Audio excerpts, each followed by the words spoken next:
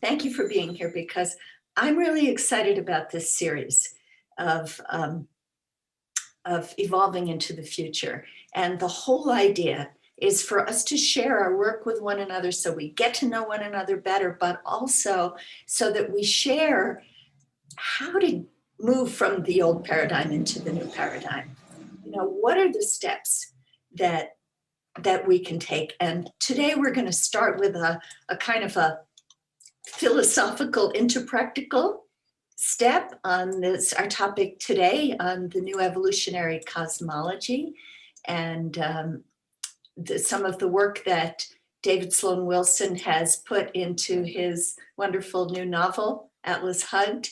And we have these other fantastic evolutionary leaders to talk about that. Lynnaea will be following up on that, and then Anodea and Juan Carlos will be talking about their ideas for the new evolutionary cosmology. So let's take a few moments to move into our hearts. And I'd like to ask Bishop Heather Shay whether she would be willing to lead us in and out of a bit of silence. Would you do that for us, Heather? Sure, I would be honored. Thank you. Greetings, everyone. It's glorious seeing you all. And thank you. And I just like everyone just to take a moment to take a deep breath and to use this time as truly a time of silence for you to reflect and be present with whatever is there for you.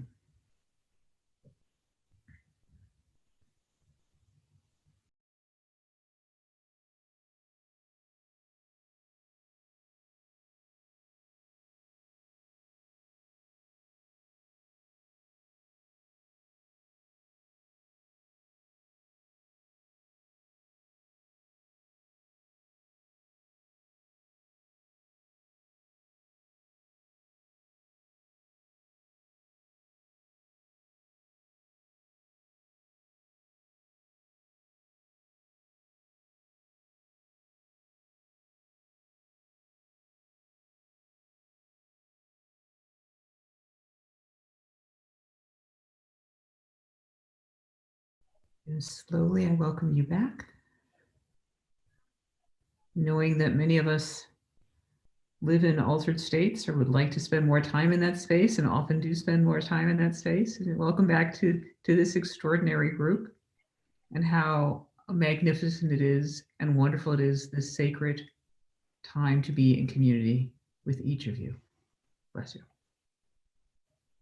Thank you, Heather. It's time for us to jump into our very expansive topic today, the new evolutionary cosmology. And our first speaker is going to be David Sloan Wilson. And he has just written this wonderful yarn about a man who really does succeed in changing the world in a positive way.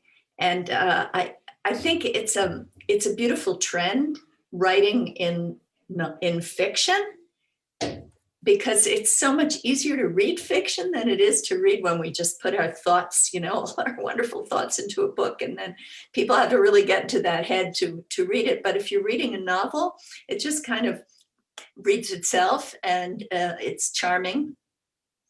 And so David is putting out this vision in a new way, and we wish him every success. And we'd like to hear today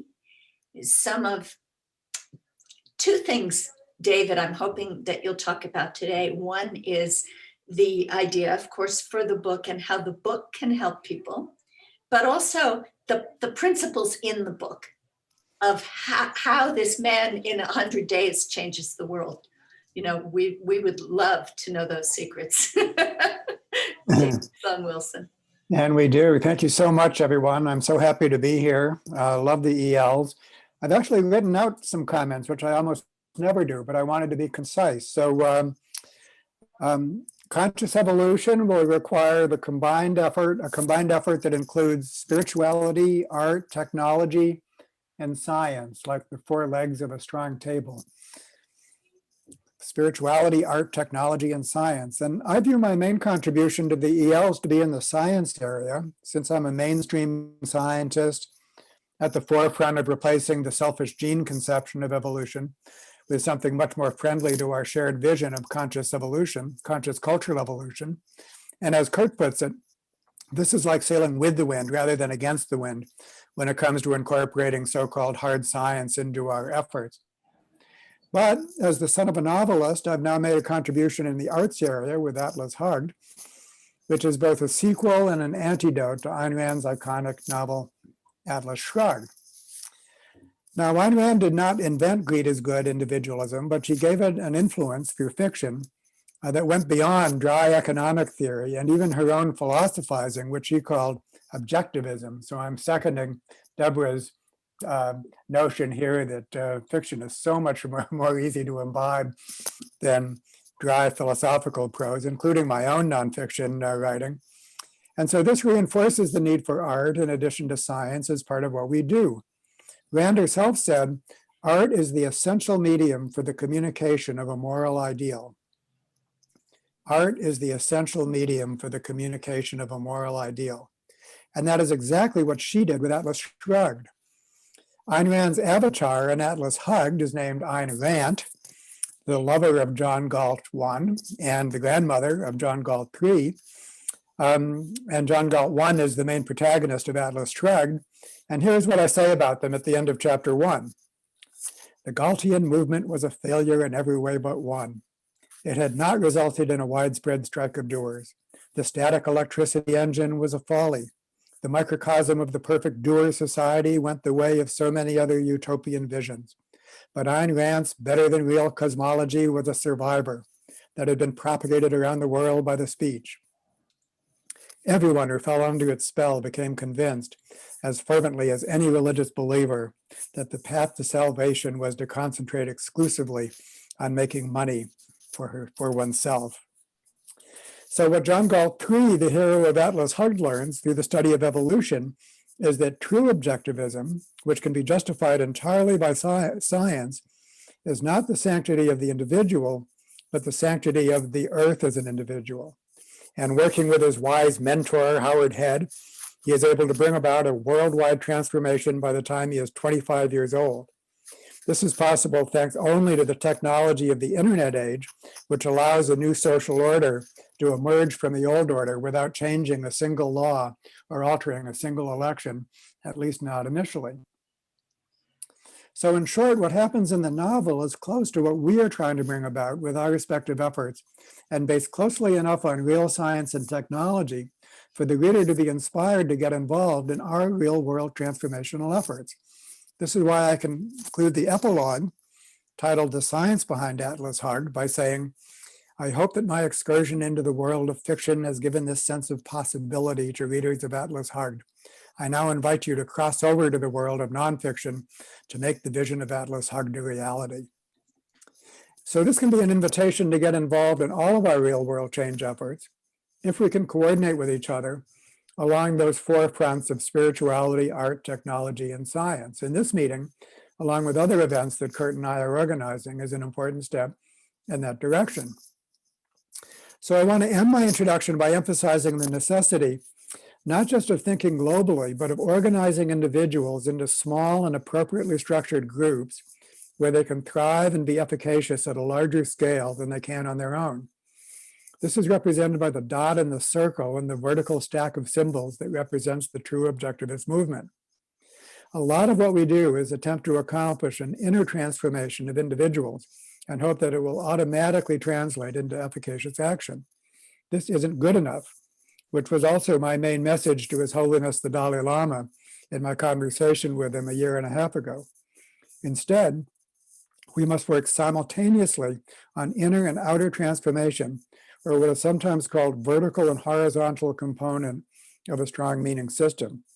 So as we explore collaborative potential, I'm especially interested in the transition from working with individuals to working with groups. And reading Atlas Hugged in groups can be a step in that direction. So with apology for reading, which I seldom do, there is my introduction. And I look forward to hearing the other introductions and then proceeding to a great Q&A. Super. Thank you so much, David.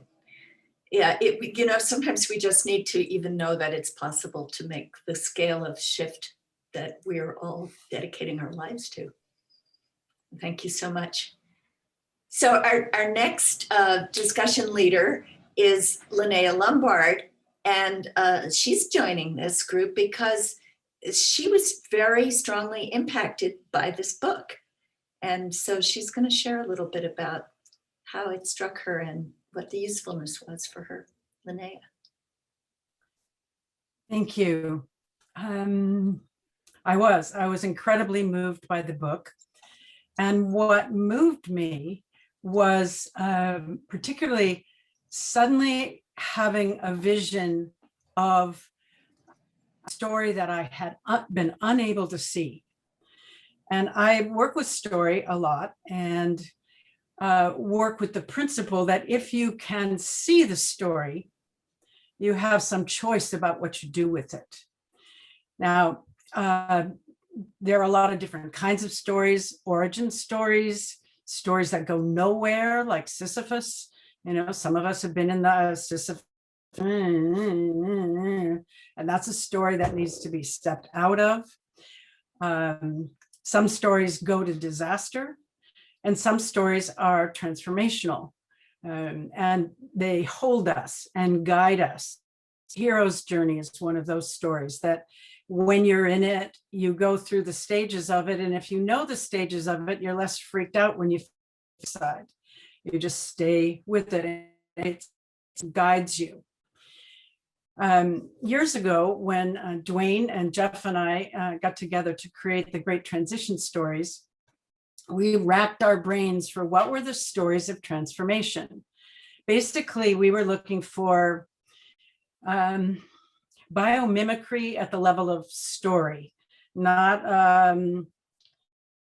some kind of blade that matched a fish, but what are the stories within that are in front of us that actually take us into transformation. And we've all worked with a lot of them. There were in 2012, many of you were part of all the work that Stephen Dinan and Barbara put together around the planetary. Dwayne's work now is very focused on the whole story of growing up and can our civilization grow up?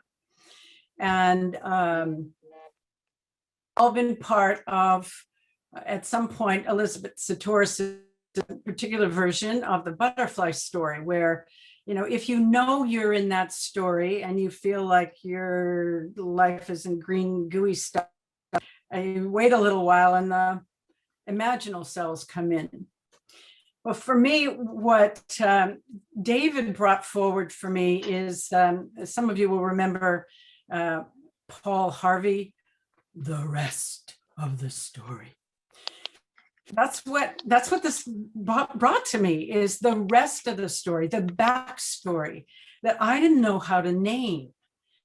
And, I could see it in Gordon Gekko in the movie Wall Street. I could see it in Paul Ryan's rants, which always made it seem like the only people worth on some white male between 35 and 45, and everybody else had to fend for themselves. And I could see it in trickle down economics, but I couldn't know the whole thing. And what I felt in reading the book is, oh, those are the tentacles that started to be able to be named. And in naming it, I'm actually calling it now, or working with calling it the big lie, the bigger lie than whatever Trump had to do with, but a lie about what's actually true. And we have all experienced, we can see the end of the story of the big lie. we're already disintegrating. We can see it in every aspect, culturally, politically, environmentally. That story doesn't work. And it's leading not in the right direction. For me, what's given me a lot of inspiration and hope is I feel like I can now, I have a much better grasp of how to work with change. And that's my mission, is to understand it more. I had talked to somebody the other day, said, well, you really should read Ayn Rand. And I went, I just can't do it. I'm sorry, I'm not going to do it. I'm relying on David's. I've done a lot of research, but I don't want to take on that tome. I want to work for the transformation. So I think that's it. I haven't formulated every way to start to transform it, but it's given me a new way to think about it, and much more solid background to take on this story. That's enough. Thank you. Thank you, Lynnaea. And thank you for your work with new stories. I think that every one of us is writing that new story. Mm-hmm. So it's good to know you're compiling the ones that come by you. Very important. So our next speaker today is Anodea Judith, who's going to talk about humanity's rite of passage from the love of power to the power of love, which, that's the key, isn't it? Anodea. Thank you. So happy to be with you all. I woke up at 3 a.m, completely rewriting my story, and decided to do a slideshow with it. So I'm going to give you a little pictorial journey. I begin with the premise. Evolution is the God's way of making more gods. And so let's go on a little journey. Times are approximate. I'm going to hurry through this.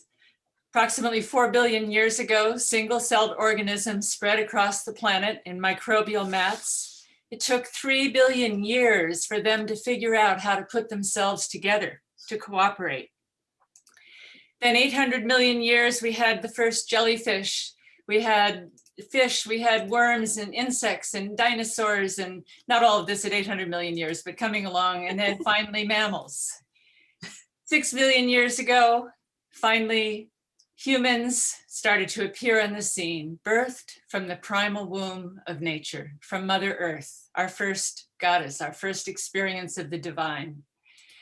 And as infants, in our cultural infancy, we nourished ourselves on the breast of the mother, and we grew and we prospered. And the first challenge of holons in a system is to survive. They have to be able to exist for a period of time in order to evolve. And so we did, and this was survival. This was our first chakra stage of culture. And then as we grew and prospered, we crawled across the land in our teeming toddlerhood. And now our parents were gods and goddesses, huge, beyond imagining. And we thought if we worshiped them, the rains would fall and the crops would grow. And they did. And we grew and we prospered. And we made more of ourselves. And we grew into cities. 5,000 years ago, cities of even 50,000 people living in small areas together, people who didn't know how to read or write, people who didn't have science, didn't have technology, different languages, different customs, different pantheons coming together. What coordinated all these people so they could be housed and clothed and get along well enough that there was a relative peace that they could continue to evolve? Well, this was the beginning of our love of power. It fell to people with a strong will to tell others what to do. And from the god kings on top of the pyramids to their minions and their slaves below, we had pyramids of power organizing society into something that relatively worked for its stage of evolution. It was like a parent to a young child. When the children are preschoolers and haven't been to school yet, don't know how to read and write, don't know anything about the world, they need to be controlled. They need to have limits. They need to be contained. They need to be told what to do. And that was our early stage, we grew in parallel pyramids of power into cities and city-states and countries, fighting each other in wars. We grew from small businesses to corporations and local governments to warring political parties and wasting resources, but growing bigger and stronger. We grew into our adolescence. We learned to read and write. We discovered science. We created technology to extend our work, computers to connect all of us in a global brain that is giving Gaia a cerebral cortex. Organizing around the love of power, those who have it want to keep it. Those who don't have it want to climb up there and get some. We've been there since our early childhood to our current adolescence. Like adolescent species, we dominated our environment. We spread without mercy, massive growth spurts, driving ourselves into the sixth mass extinction. We learned, but in that, we tripled, like adolescent growth spurt, tripled our population in my lifetime. That created, and we had powers. We had powers to transplant hearts, to send a man to the moon, to place a spacecraft on Mars and communicate with it. We learned to create, to fly and travel. We learned to organize and fight for our rights and our freedoms. But here's the thing, at the same time, we warmed the climate dangerously. We're playing with the gene pool. We have the capacity to blow ourselves up with nuclear weapons. We have the power of gods without the wisdom. That's an adolescent stage. And we have an initiation that we are entering into, brought on by climate change, by pollution, by pandemics, by the factors of our society, the unconscious factors of our society, or the evolutionary drivers disturbing the system so that we can wake up to a new organizing principle. And that is a shift, a rite of passage from our cultural adolescence to our next stage of budding planetary adulthood.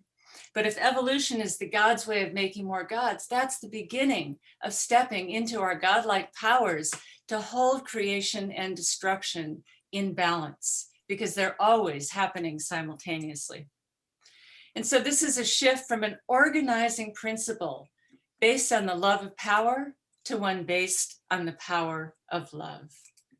And so some of that is from separation to synergy, paradigms of competition to collaboration, from markets and stockholders to networks and stakeholders, from a chain of command to a web of connection, from hierarchy to holarchy, from an ecosystem to an ecosystem, from greed to green and war to peace. And I have, tables of these things. And so I also mapped this onto the chakra system. Our survival was first chakra, our procreation was second chakra, coming into power was third chakra. We're now coming into the heart. And the heart is the middle of the chakra system with 3 above and 3 below. And so it is the balance point, the integration point of mind and body, spirit and matter, science and religion, or science and spirituality, the balance point between masculine and feminine, between the races, between civilization and nature. And when these balances can be achieved, we can come into the heart chakra, whose name, Anahata, means unstruck or unhurt. So it means refraining from causing harm. And so many people are holding this vision, coming together with love in their hearts to create a world we can love, the awakening of the global heart. And so here's the thing, to become as gods, the final step in the initiation is to learn how to create a miracle. And it's going to take a miracle to solve the problems that we have brewing on this planet right now, the problems that humanity is facing. But I think we can do it. And I think challenges are there to awaken powers that are latent, that haven't come together yet. The powers of cooperation, of innovation, of intelligence, of creativity, of the things that humans are capable of. But what is it we're here to do? That miracle is to learn as gods to create heaven on earth. Not up above, not some distant place, but right here, right now, where we live, to create heaven on earth. And this is the vision I hold. This is what I believe we're here to create. This is the story I tell, a story in which love, truth, vision, and wisdom are our organizing principles. And I put all this in my book, The Global Heart Awakens, because 5 minutes is really fast to go through all that. So thank you. Wow. Yes, bravo.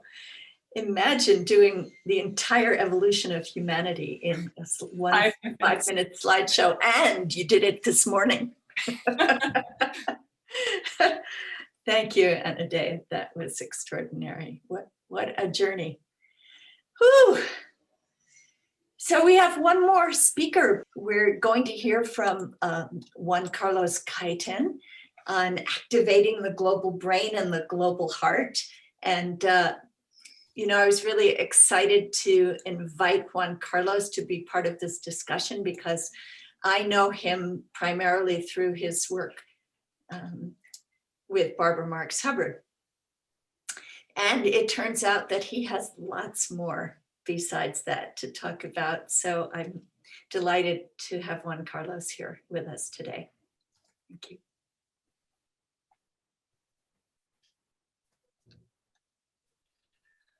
Well, thank you. I'm happy to be here with all of you. Well, I just want to share some of the work I've been doing with Barbara and taking that work beyond. I've been working on this field of collective intelligence, social alchemy for a long time. Also with Anne-Marie, we've been doing amazing work in many fronts, and also with many of you, with Jean and John, White Eagle. So I would just like to share, some time ago I had a dream in which there was a book in front of me. The book was white with golden letters. And the name of that book was The Fearless Power of Love. I didn't understand what it was about. I asked my teacher, what does she think it meant? And she looked at me and said, really, are you asking me, what does that mean at this point? So, okay, I have to write that book at some point, right? So, but I think the book is emerging something as a story on how we tap in as a society into the true power of love. We have been putting love in a way that it is very weak, whilst love is the greatest force in the universe. So that's been one of the guiding principles of my work. And this is a question I've been holding. What will it take for humanity to tap into the real power of love? How do we unleash that true power, the ultimate power that can get us through the crisis we are? I will share some of the presentation I have here in regards to love. How do we enable the true power, the fearless power of love into action? I want to talk about the self-fulfilling prophecy business. This is something that Marilyn Ferguson speaks about in her book, The Aquarian Conspiracy. And I found that very relevant. And it is about the stories we tell ourselves. What is the story we are sharing as humanity? And what I will say is that the story we are sharing to one another is not very positive. We have so many stories of how the world is going to end, but few stories on how the world actually make it into a planetary awakening process, into the golden age. So just bringing Barbara back here for a second. You all know this, the wheel of co-creation and the evolutionary journey. I would just like to point out that right now we are in this moment of planetary consciousness. This is the decade in which we need to reach planetary consciousness. Whatever it is, we need to get to have a critical mass of people thinking as global citizens.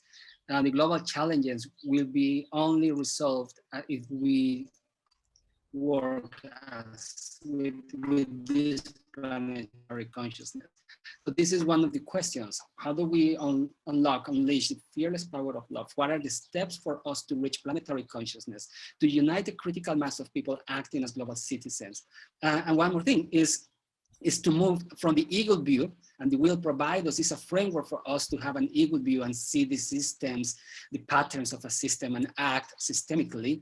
Yet there is another point that we add here, which is we need to move from the eagle view to the angel view. And this is getting into the understanding of what a universal humanity is. We are meant to become universal citizens of the cosmos. We need to bring that piece of the puzzle to understand the divinity of humankind. So this is when we blend the social knowledge with spiritual science, and this is what I call alchemy.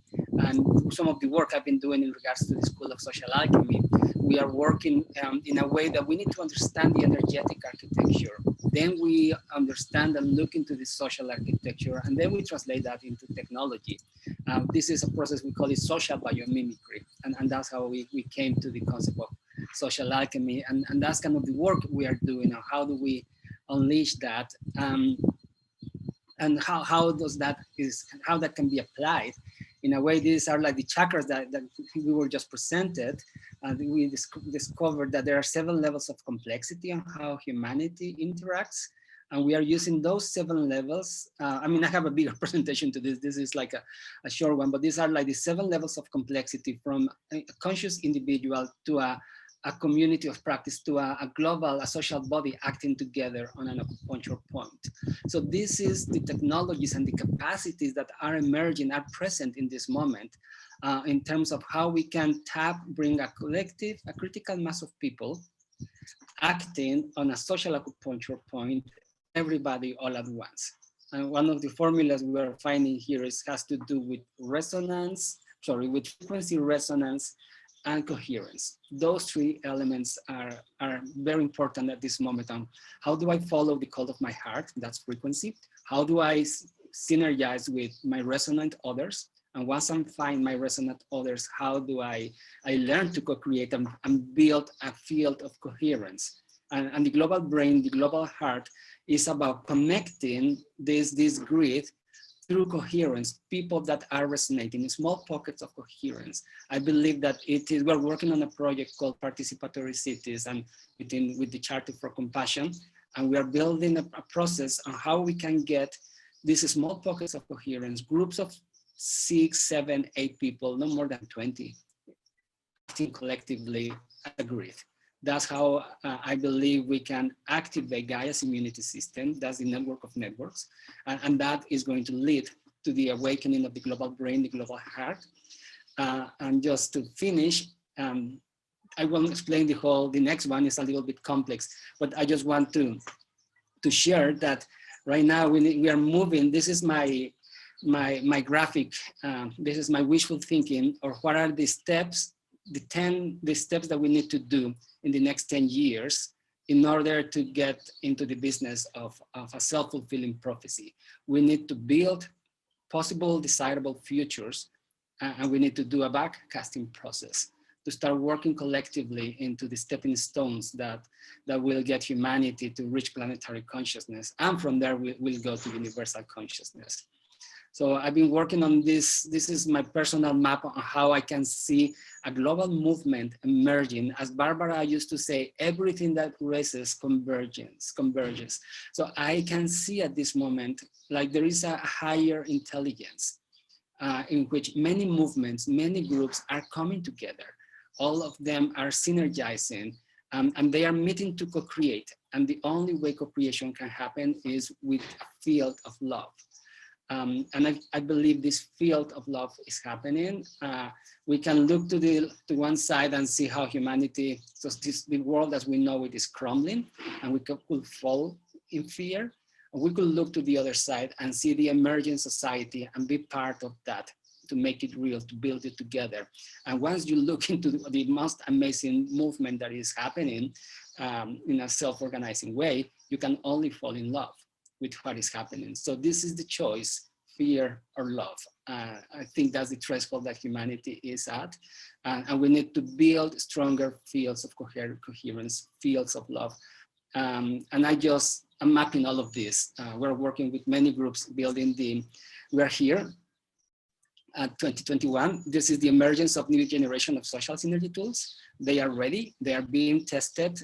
Next year, we are going to have, I believe, that the Global Citizens Alliance will be strengthened, and we will get to the moment, to the singularity moment of everybody all at once on an acupuncture point by 2023.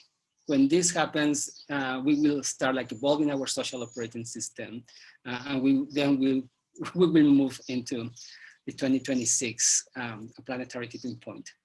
So this is my self-fulfilling prophecy. We need to create possible positive futures. And I think we need to tell a story. Barbara used to call it the planetary Pentecost, the alternative to the apocalypse. So we need to start believing, and well, that's what I wanted to share with you today. Benny, very honored, very happy to be here with all of you. Thank you. No, thank you. Wow. Isn't it a joy to see the amazing work that one another are doing? Just really, really exciting. And it's so exciting to see how everyone's work reflects each other's, like a many-faceted jewel, like that picture of the globe with all the points of light on it. And also, Juan Carlos, how your presentation brought us back in a way to Atlas Hunt, where you are describing the steps that will take us forward to this new future that we all yearn for. And this is what happens in 100 days in David's book, you know. So it's just beautiful. Could I make a brief comment? Would that be okay, Deborah, before we break out Absolutely. into work sessions? So thank you for Absolutely, please. both of them. They're very inspirational. And of course, they do accord with Atlas Hugged, in which giving is actually turns out to be the inexhaustible source of clean energy. Static electricity isn't, but giving is. But the whole challenge is to scale it up. And when we talk about love as a higher state of consciousness, a higher maturational state, and we talk about the power of love, I think that something needs to be added to that, which is, get ready for it, the vulnerability of love. Love is intrinsically to put yourself in a vulnerable situation, because you're extending yourself to others. By definition, all forms of giving places the giver in a vulnerable position.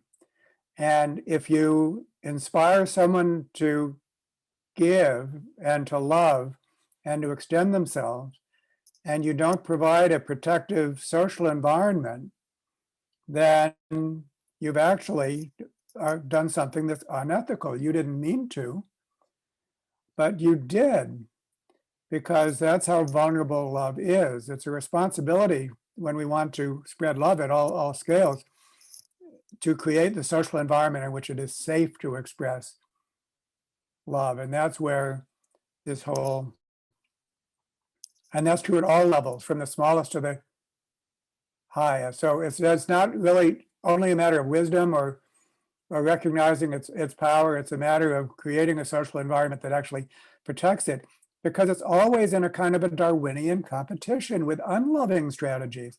We will never convince everyone. And so there will always be people that are behaving in an unloving fashion.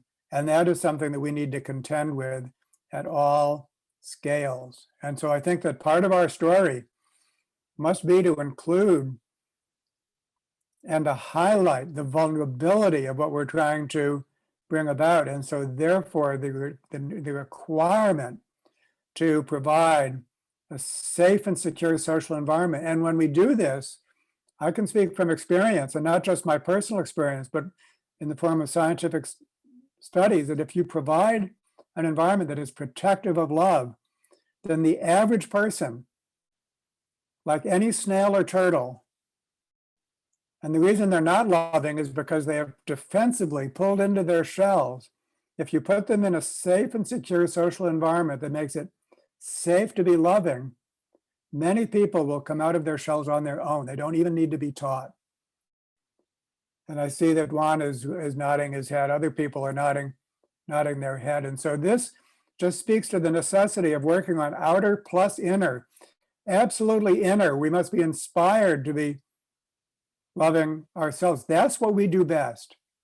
That's what we do best. And what we heard is to put the individual in an inspired, loving frame of mind. But when that individual goes out into the world, then that's what we do least. Although, Juan, I really want to know more from all of you as to what you actually are doing on the ground in the real world. And I hope it's spectacularly successful and I can learn from it. But it just speaks from the need to create, to transform the outer, our social environments, in addition to the inner, and to do them in conjunction with each other, and not to do it in silos. None of us hope for silos. But the fact is that we exist in silos. Even we exist in silos with our respective enterprises. Even the ELs exist in silos and need to do something in order to dissolve the boundaries, as we all earnestly want to do in what we're doing. So thank you for allowing me to respond to our other presentations. No, very happy to have that, David. Thank you. So does anybody else have a question or a comment? I'd like to make a discussion on what David just said Okay. and read a quote by Martin Luther King that I have in my book, because it's, you know, in the chakra system, power supports love. And we don't give up our power to go to love, we stand in it. And I think in your movement, and Atlas hugged, he was in his power. He used his power to make the movement. He didn't give it up. But Martin Luther King says, power properly understood is nothing but the ability to achieve purpose. It is the strength required to bring about social, political, and economic change. There's nothing wrong with power if power is used correctly. But one of the great problems of history is that the concepts of love and power have usually been contrasted as opposites, polar opposites, so that love is identified as a resignation of power and power with a denial of love. What is needed is a realization that power without love is reckless and abusive, and love without power is sentimental and anemic. Power at its best is love implementing the demands of justice, and justice at its best is power correcting everything that stands against love. Well, that's why he's a great man. Yeah. So they go together, and that helps protect us in the vulnerability. Mhm. And the vulnerability is part of what opens us. Yep. Thank you all for joining. I think you'll agree this was an amazing conversation.